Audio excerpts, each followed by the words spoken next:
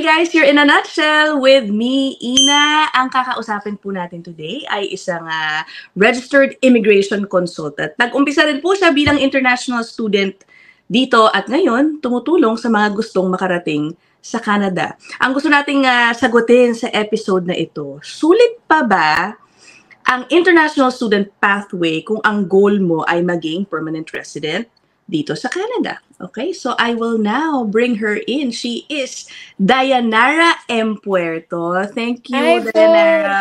Grabe, batang-bata, tingnan naman si Dayanara. Pero, yeah, she built her own agency already, no? Ang kanya pong agency ay M. Puerto Bantigue Immigration Consultancy.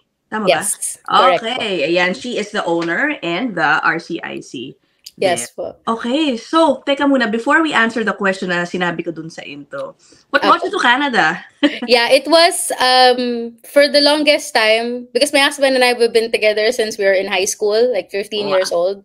Wow. We were together since then. And then ever since then, we've been talking about possibly settling into another country. Either Canada or New Zealand or whichever, or UK, ganyan. Because we understand at the time na, kasi yung inaaral niya before was seaman, nagsiseaman siya. And we know that we will have to spend like the rest of our time apart. Oo. And we will raise children while we're apart. We will start a family while we're apart. And with him, at such a young age, alam na niya, ayoko nun. Parang ayoko nang ganun tayo, magkaiwalay tayo. But we did try. He finished his academics to become a seaman. He tried to apply for like 5 years, I think. And wala po talaga. Hindi talaga siya nakukuha kahit ang dami na naming in-apply. Hindi siya nakasampa, in short. Hindi siya nakasampa ever. Kasi parang nag-try kami ng cruise ship, ganyan. Nag-try siya ng sa ganito, sa tanker. Nag-try siya sa Korea at that time, Taiwan. Hindi talaga siya nakukuha. And also for me, I was trying the US. I was having interviews to become a teacher sa US. Oh yeah, teacher po kasi si Dayanara back in the Philippines. Saan ka nagturo sa Philippines? Private school, a Chinese school, and the public school po for 3 years before I went to Canada. So, ako noon, as a teacher, English teacher, so I was applying to Japan, Cambodia, Vietnam, ganyan. I always get like after the demo, and then I don't get the call after. And then we realized nung time ng June, that was June 2019, when we decided na, okay, sige, we will try Canada. We'll do our best, ganyan, to try for Canada. And everything came into place. The relatives that we asked for help, the documents that we needed to apply, the medical, everything went parang smoothly. Yeah. And that's when we realized that that's the reason why. We weren't getting any calls na maging seaman siya. We weren't getting any calls na maging teacher ako abroad. Probably God doesn't want us talaga. Sabi niya, naman ang hiniling niyo sa akin. Ang hiniling niyo sa akin, huwag kayong magkahiwalay. So, correct.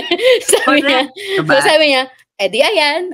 Parang I'm giving this to you, this opportunity to you. And then everything went smoothly. We started in June, and then by the end of November, we're here. Nga po, when I look back, parang there's always a reason why he delayed.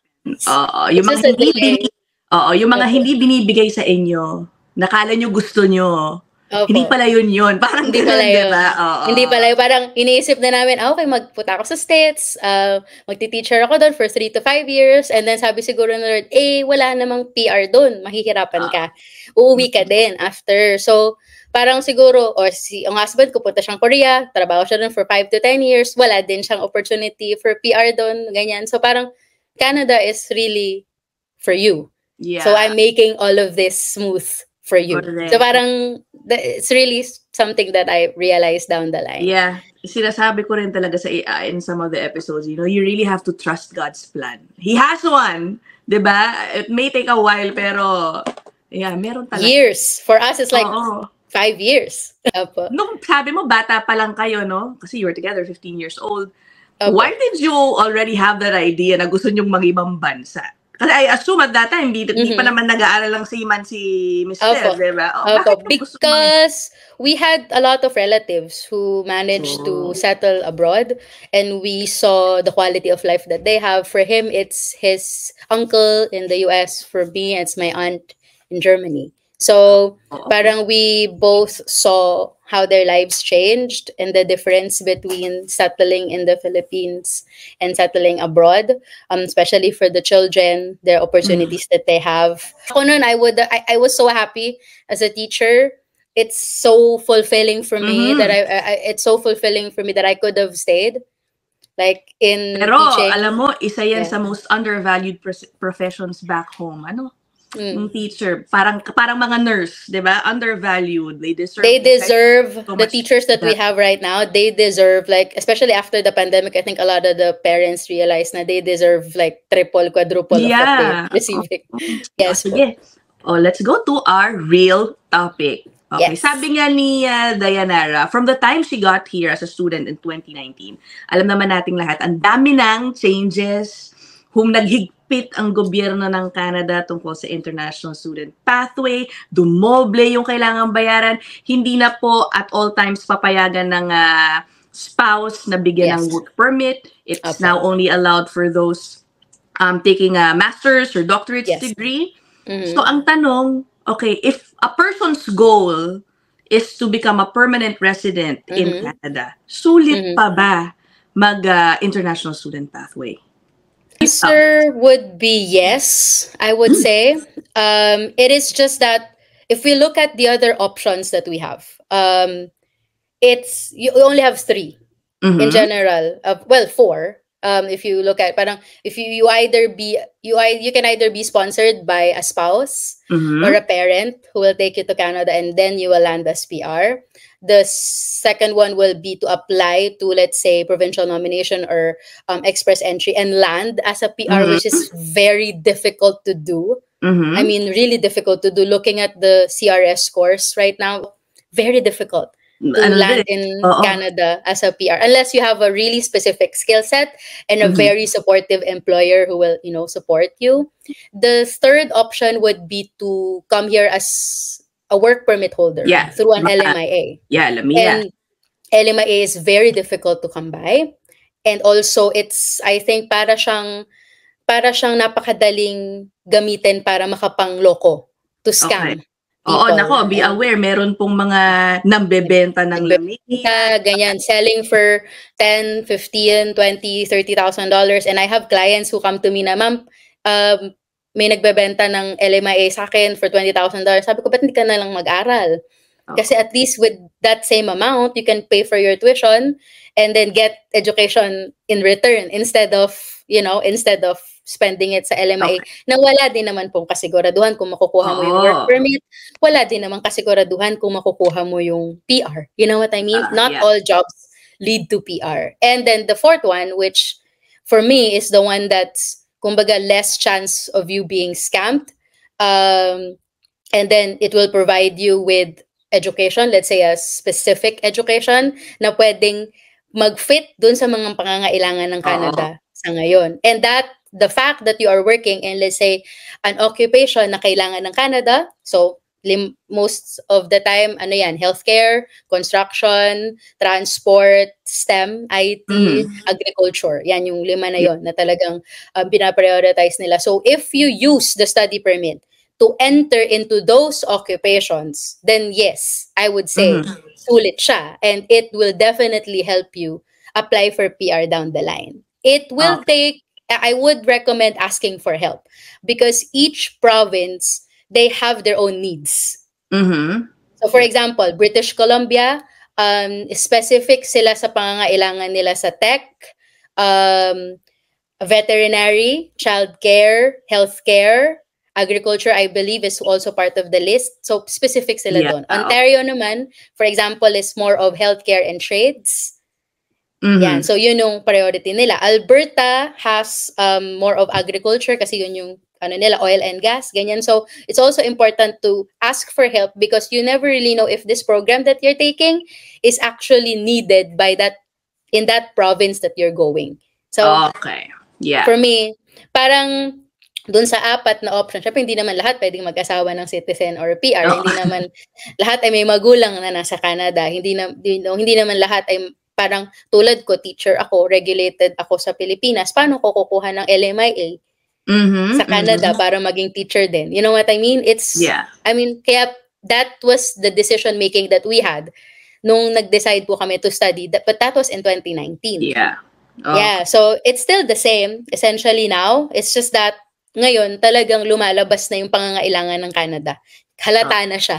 Dati kasi hindi na para, 'di ba? Ngayon halata na siya na ito talaga yung kailangan namin.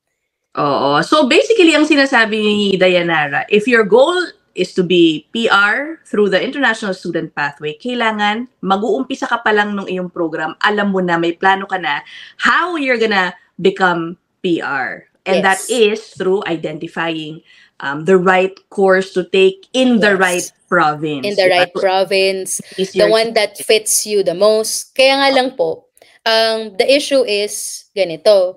Pag nag-a-apply ka ng study permit, you have to defend your choice. To the visa officer. You have to explain to them bakit ito yung program na iti-take mo. For me, I'm a secondary school teacher. Had I chosen to take, let's say, secondary school teaching din, ganyan, education in Canada, the visa officer would come back to me and say, bakit? Secondary teacher ka na. Para saan pa? Okay. Ganyan. Itong pagkulang mo ng ganito. Akala ko naman kung inline dun sa profession mo, higher yung chances na tanggapin ka kasi parang it's further learning or something. Yes. It cannot be exactly the same. So let's say you're a nurse, ganyan, a registered nurse, and you want to take, let's say, healthcare assistant. There's always a question in the mind of the visa officer, why would you take something that downgrades you? What's the purpose of that? Kasi when you apply for a study permit, you really do not tell them, or you really cannot, you can, I mean, there's dual intent. You can tell them that you intend to stay in Canada further, but they are obligated to assess your application as a temporary resident. So they will look for paano mo to magagamit pag umuwi ka sa home country mo. Yes. So if, let's say, I take secondary school and then I already am a licensed secondary school teacher, how would I use it? Parang, what would be the purpose? So that's the tricky part. Now, based on my experience, nakikita ko na marami namang cases na iba yung background nila, business sila or teacher sila na business person sila or teacher sila na kapag ka nag-apply sila ng, say, caregiver program sa Canada, personal support worker. Totally different career. Or continuing care, it's totally different. Sometimes, when they come to me, I'm able to help them defend it. And what's sometimes, a good defense? Meron bang general defense for a change in career? In general, what I always tell clients is you are privileged or you are allowed to change your career. Diba? Anybody in this world naman, we are allowed to change our minds na if this is the one that we want. So, but there must be a balance between you wanting to change your career and you earning from it. Kasi you cannot just choose to study in Canada without proving to the visa officer that this is something lucrative for me in the future. So there must be a balance between the two. And whenever I help clients do their defense, it's the balance. I have to find the balance. And it's something that it's a skill that I have developed over the years, meeting like a lot of them, hundreds of them na, there's always a balance between the two. Na, is that something you put in the letters or something that you submit when you apply for yes, in your application? It's called the statement of purpose. So it's important for the applicant to prove that you're a teacher and now you want to change your field. You want to go into construction, you want to go into insulation, ganyan, or to become a glazier, ganyan, or to become a plumber. So what's the purpose of that? It can be you want to, because you're a teacher in the Philippines, you want to take that knowledge, that world-class knowledge that you will get in Canada in the construction field, and take it to the Philippines where you would be able to share it to your students. You know what I mean? It may be something like that na yung goal. So depends on what you want. Or for example, I just spoke to someone na nakagraduate siya ng fisheries sa Pilipinas and now she wants to transition to go to Canada. So I was saying, that's good because agriculture is one of the priorities. So you may wanna study in agriculture. Sinasabi niya, ma'am, parang paano ko gusto ko mag-business? Ang sinasabi ko, napakaraming business graduates sa Canada. Probably 40 to 50% of international students, they take something Business, related. okay. You do not want to join that pool because it will toughen your competition. It's a tough competition already in that field. Okay. Okay. O, diba? Well, I will put in the description box ang links to Dayanara's agency, contact information kung gusto ninyong makakuha ng kanyang expertise. Diba? Okay. How about the concern ng budget? Nako, syempre, Dayanara, ang mahal na kasi, di ba? Magkano na yun? Kung if you're just single, mag-isa ka lang. Ngayon talaga, mag-isa ka na lang naman most of the time. Most of the application, yeah. Magkano na ba ngayon? And what do you advise them about when it comes to preparing their money? Dapat 1 year ang i-ready plus how much more? Dahil I don't know if ina-advise mo ba na lahat ng expenses i-depende na sa magiging future job nila dito? Well, technically you cannot do that. You cannot tell the visa officer that this money I will earn in the future. Yeah, exactly. The thing is, when you apply for a study permit, you are technically eligible to apply for the postgraduate work permit after you finish your school, but there are instances when you may not be eligible. You know, let's say nag-overwork or bumagsak or, you know, maraming dahilan para hindi mo makuha yung postgraduate work permit after po na makagraduate. So, essentially, po nag-apply ka ng study permit, you really are applying for that study permit. Anything else that you will do after will now depend on you.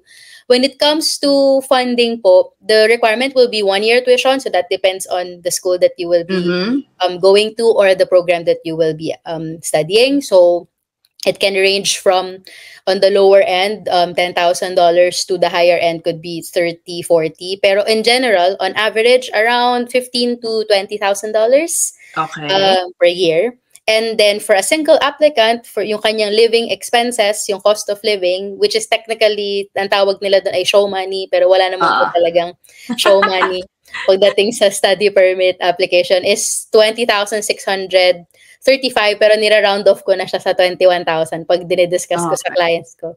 So, 21,000. Bigat na, no? Grabe. Bigat na siya. Pero ganito po, pag ine-explain ko siya sa mga kliyente ko, ganito yung explanation ko. They want you to have the 1 year tuition intact in your account. Now, they increased yung amount of money from $10,000 to $21,000.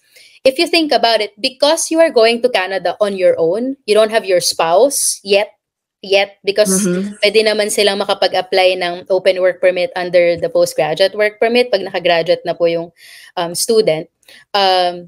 Pero dahil di mo siya kasama, yung asawa mo, habang nag-aaral ka, essentially, you can think about that additional 11,000 as money for your third semester kung 2 years kang mag-aaral. Oh, diba? I wouldn't recommend anybody for now na mag-aral ng 1 year program unless you're going to an in-demand occupation na maaaring may LMIA na mas accessible. Pero in general, 2 years talaga ang ina-advise ko po sa mga kliyente ko. So, kung 2 years kang mag-aaral, 4 ang semester mo, covered mo na yung dalawa doon sa 1 year tuition. Tapos doon sa cost of living mo, pwedeng nandun na yung third sem if you think about it. Diba? Okay, pwede na rin. But then, alam naman natin, siyempre, tighter na rin ang competition ngayon when it comes to getting, a part-time job. And, most of the time, these part-time jobs that international students get, hindi naman pa ganun kataas. Yes. More often than not. Yes. So, what do you tell them about that? Paano yung living expenses nila if you're advising them to use their real living allowance for the third trimester? Well, in that case, then hopefully your spouse who's outside Canada is still working and can help you raise the funds for the fourth sem. Kasi at least, ang inisip ko dun, ang mindset ko naman po dun is at least yung fourth sem na lang. Because when people come to Canada, they would usually prepare just the first sem. And I always tell them, ooh, that's tough because the tuition for 1 sem is like $8,000 to $10,000. You may not earn that in 4 months. Definitely you won't. Kahit kasama pa yung asawa. So, it's just that for now, the reality is you have to be more prepared. And I do talk to like yung mga kasamahan ko sa industry na from India, their clients are from are Indians, and what happens in India daw is like banks would pay the tuition dun sa school and then sometimes lend money to the student. Kaya pagdating nila dito, talagang pagod na pagod sila sa pagtatrabaho.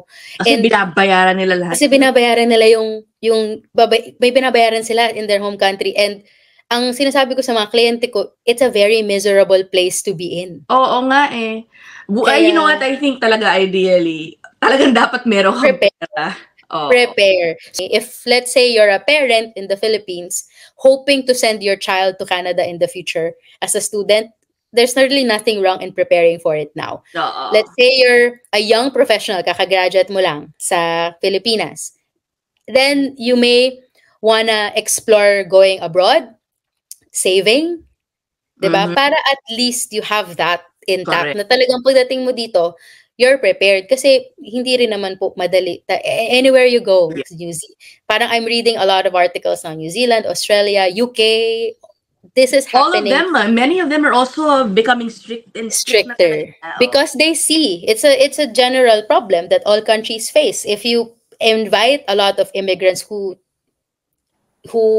at face value have money pero pagdating sa bansa wala pala, it will create problems for the country, sa host country. You do not want to move to another country, be a student, and add that pressure. Or, isa pang pwedeng gawin is probably ask for help na makahanap ng mas murang school. Kasi meron namang mga school po sa Canada na hindi $20,000 ng tuition. Diba? So, probably explore those areas na mas remote. Kasi baka doon sa mga lugar na yun, definitely the cost of living is lower. Yung $21,000 mo, mas malayo yung mararating niya. I think also, obviously, kung iisipin mo, ang dami kong nilabas na pera, obviously, ang isipin mo yung future, di ba? Sulit ba ito? At this point, alam naman natin, di ba? Ang dami na kasi talagang immigrants na nagsidatingan. Does the international student pathway, in a way, helps you compete with them? Malaking factor ba na educated ka in Canada? Dahil again, ang hirap na rin for some to find jobs here. Even for PRs po. Like for example, my husband, when we came here, he became a factory worker. So at that time, that was a very difficult time for him kasi like 12 hours per day and then he's standing. So, napakahirap. So when we became PRs, he really took the time na bumalik sa school, sa pag-aaral din, to get official certification to become a healthcare worker. So, I would say even kahit hindi naman sa international, kahit sa PR, kahit PR na po or citizen, talagang bumabalik sila sa pag-aaral. I know a lot of citizens and PRs na friends namin na when they became PRs, they went back to school, became healthcare workers, they went back to school to become construction, nasa trades, industries. So, these are fields na talagang kahit Canadian citizens and PRs, pinapasok nila So, kung ikaw international student, you may wanna invest your time na ito na yung aralin mo para paglabas mo ng school, naka-PGWP ka, marami ka ding opportunities kasi yun yung kailangan. That's how I believe the international pathway, international student pathway can be used like efficiently. Yeah. Kasi dati po, ang mindset is, basta makarating ka lang ng Canada, okay na. Saka mo na problemahin pag nandun. Saka mo na problemahin yung PR. Hindi na siya ganun ngayon. So, you have to be more strategic. It has to be used strategically now compared to before na parang Canada chose to give it like for all. Parang, ito na. Parang ganyan. Ngayon, hindi na. What Canada is doing now is becoming more strategic in placing yung opportunities. Diba meron na silang allocations po ngayon per province and then per province may allocation na sila per city. So syempre kung ako si Ontario, gusto kong matauhan yung magkaroon ng tao yung Northern Ontario. So syempre doon ako maglalagay ng allocation. And then advantage din kung international student ka kasi nga meron silang PR pathway doon sa mga city na yon. It's for me before we can probably make do with DIY. But now you may want to ask for help or at least join some webinars, ganyan, inform yourself. you can do your own research, or you can consult ano tawag dito, RCIC. An RCIC. Yeah. It could be, someone that you trust, someone that, or always refer to the government website, because kanina lang may client ako, ma'am, hindi na daw po pwede yung PGWP pagka hindi ka masters, ganyan. Sinabi po sa akin ng pinsan ko, ganyan. Ang daming false information. Nasabi ko, ma'am, saan po nanggaling yung information na yan? Magsasend sa'yo ng parang screenshot from a reel na from like a whatever page na discussing Canada. And sinasabi ko, if it's not from the website, or let's say parang from an RCIC or a lawyer, ganyan, probably don't, parang take it, parang always cast some doubt into that. And always cross-check with others when in doubt. Ang daming pwedeng panoorin din na iba kung nagdedepende kayo sa mga reels, etc. Kasi marami talagang ganun no? Kaya dapat mag-ingat din po. May mga tama, may mali. May mga lumang information, di ba, na hindi na applicable sa mga kasalukuyan. So, and delikado rin po kasi. Delikado po kasi yung ganung klaseng, kapag mali yung information na nakuha mo, delikado rin kasi dahil maaaring makapag-lead siya. Kanina lang, kausap ko, nag-apply na siya ng postgraduate work permit kahit 1 year lang yung program niya. Kasi daw, meron daw silang kakilala na nakapag-apply ng ganun lang yung ginawa. So, ang sinasabi ko is, kung nag-apply sa kanila yon, maaaring hindi mag-apply sa'yo. Yeah. Kaya baka mas dapat bigyan mo yung sarili mo ng mas maraming oras, lalo at mahirap nga po ang application ng permanent residency sa panahon ngayon. Yeah, okay. Again, but we're not preventing anybody to do DIY. Marami pa rin gumagawa ng DIY. Yes. There are support groups also. Yes po. Kung mag DIY. Pero kung gusto niyo inform yourself. Yeah. Inform yourself. Study it. And wala din naman pong masama na, kunyari, sa akin, maraming nagme-message randomly, nagtatanong, pagka yung mga ganun tanong. Consult with you for free? Ba? ang nangyayari po is magme-message sila sa akin, meron silang mga tanong, sasagutin ko yun. Pero kapag nandun na kami sa border na specific na yung tanong, specific na dun sa experience nila, sinasabi ko, book 1, my consultations range from $45 to $60, which is like half of the, kasi usually RCICs would charge more. But since I'm starting, so I'm doing that, and also for my previous clients na nagko-consult, para is an advantage. Kaya pala daming good reviews din. Ang dami mo nakuha because of your lower rates. Yeah. Yes, and I understand the economy that we have right now. Even if you choose to do DIY, there's really nothing wrong in asking someone like me, an RCIC ganyan, for better information. Kasi sometimes sa website, iba yung interpretation ng iba-ibang tao. Yung consult fee mo na yon, ano na yon? That's a thorough session. That's for an hour. Okay. That's for an hour. So, depende po. Kapag study permit ang kinoconsult natin, so sometimes, so mag-focus ako doon. Pagka PR medyo matagal yon kasi may computation pa doon, explore ng ganito, explore ng ganyan. Opo. Okay. O sige, again, her links to Dayanara's contact information will be in the description box. We'll end the episode here. Tinan mo, ang bilis. Dami na po natin na pag-usapan. But I hope marami pong naliwanagan sa mga nag-iisip kung sulit pa ba mag-international student pathway sa mga panahon ngayon. Thank you so much, Dayanara. Thank you rin po. Yeah, I hope to have you in more episodes. That's it for this episode. I'll see you guys in the next one. Bye!